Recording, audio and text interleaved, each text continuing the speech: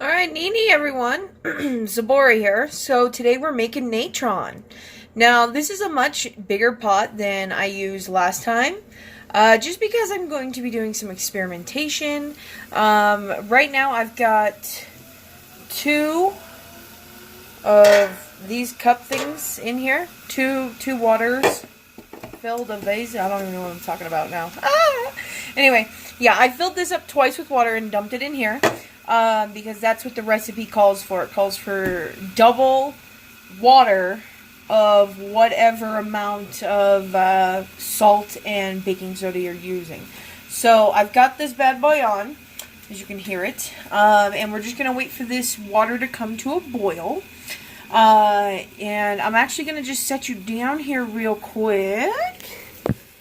There we go. Sorry about being blacked out right now. I'm just going to add the table salt to my recipe.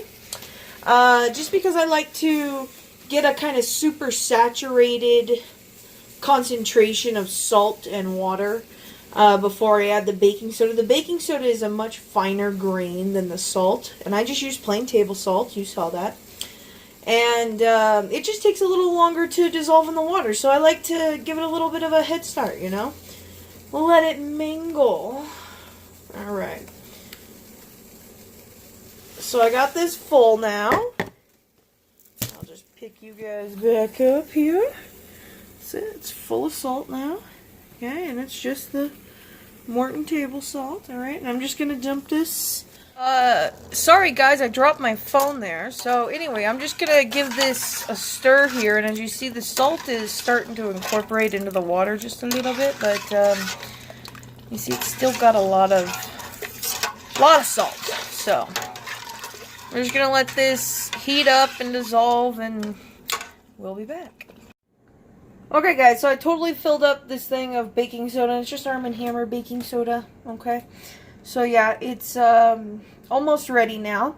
I just figured I'd put you down here while I gave it a stir and talk a little bit about what Natron's good for.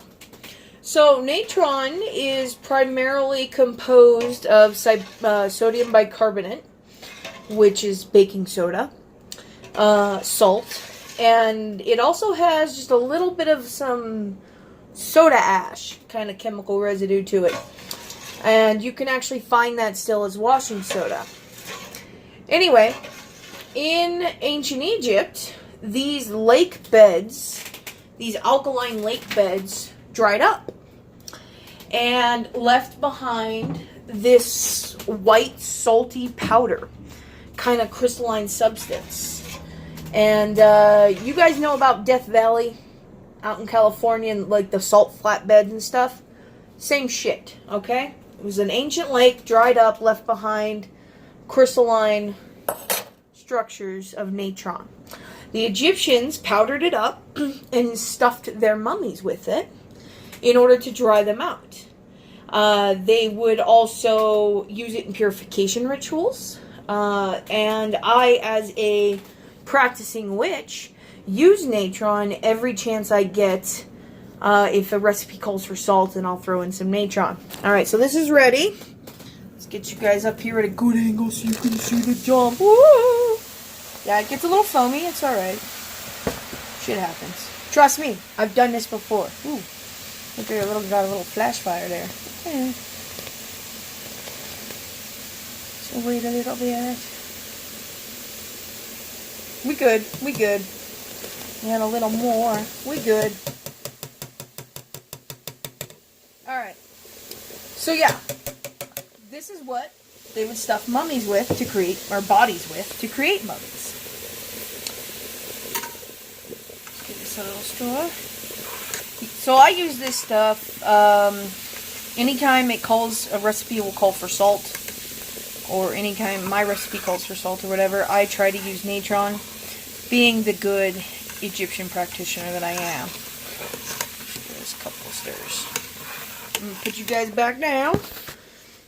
Ooh, battery's running out. That's alright. Anyway, where was I? Natron. Salt.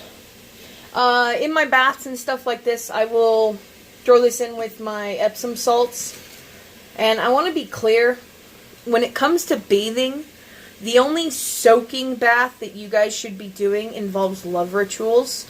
Purification rituals and stuff like that you should not be soaking in.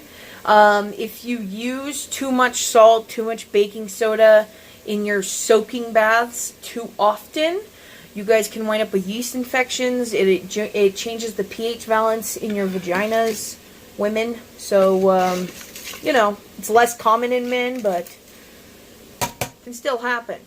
Now, I'm going to show you something here. Now, if you notice here, there's like this residue starting to build up. That's the natron. That's the dried crystalline substance we're going to be going after. Okay?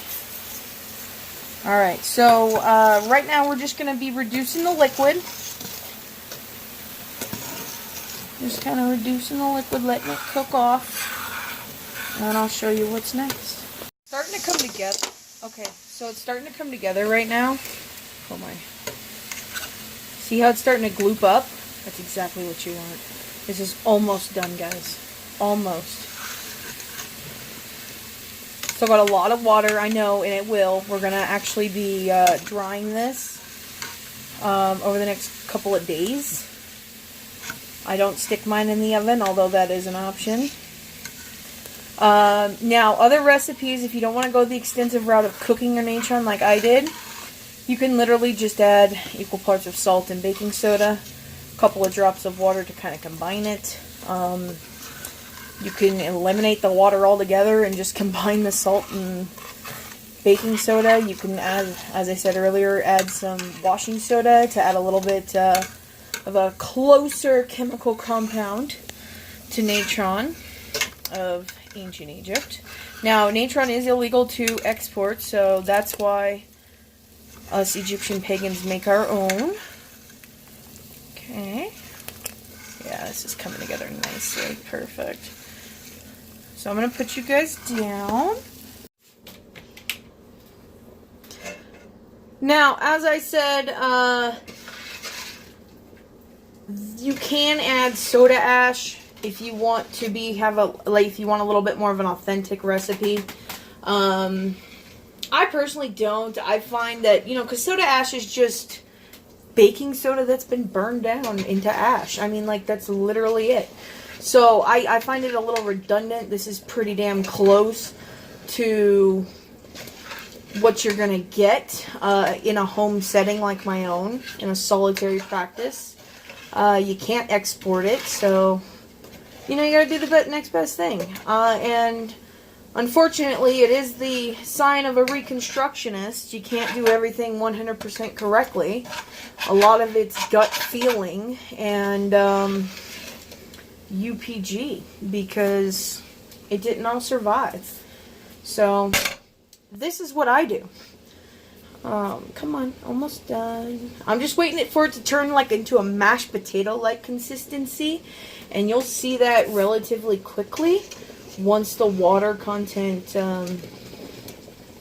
gets low enough, and it's starting to go here pretty quick. I'm going to turn the heat back up just a little bit.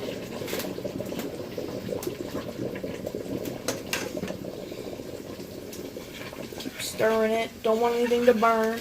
Now, I did make a bigger batch this time just because I'm doing some experimentation. I don't know if I said that earlier. I'm going to try to be making some red natron using like real iron filings, real iron and stuff like that. Maybe even some pink sea salt. Unfortunately, the last time I tried this, it came out brown. So, thank God this shit's cheap enough that I can just keep experimenting until I get it right. You know? So, I just want to show you this. It is starting to, like, bubble up. I had to turn down the heat again.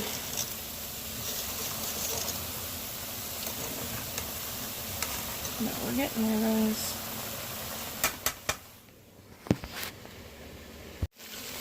Alright, guys. See, this is what I was talking about with the mashed potato consistency. I'm going to turn the heat off real quick. There we go. Because it is ready. This last little bit of water and stuff will come out during the drying process over the next few days. So, my husband, the first time I made this when I was with him, actually thought it was mashed potatoes, and he ate some. It's perfectly safe. We use this in our purification rituals. Egyptian Comedics use it in purification rituals. and we put it in our mouth and swish it around and declare our hecka pure and our intent pure and all that. So it is 100% safe to eat, but you know, it's not very tasty. It's all salt. It's all salt. So yeah, I'm gonna get this transferred over here into its next vessel for drying. So as you see, I'm just smoothing it out now.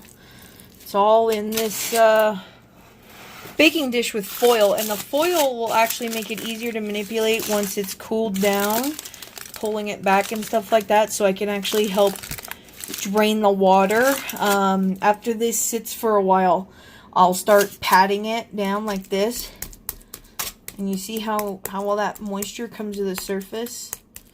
Alright, well, after a day of this sitting, it'll actually start to accumulate. So I will find a corner like this one here, pull all the natron back like that. Rip it a little, that's alright. And allow the water to pool right here, and then come in with a paper towel because it's clean and pure, and clean that out. And then that helps to dry your natron. So this is my method. Once this becomes dry, it will become rock hard, and then I will hand grind this, all of this, in my mortar and pestle, and then this becomes the sacred natron. Now when you're done, you're gonna be left with something that looks kind of like a mess, but believe it or not, this comes out with water. It's literally just salt and baking soda. It'll come out with water. Alright, so that's it for tonight, guys. Synapte.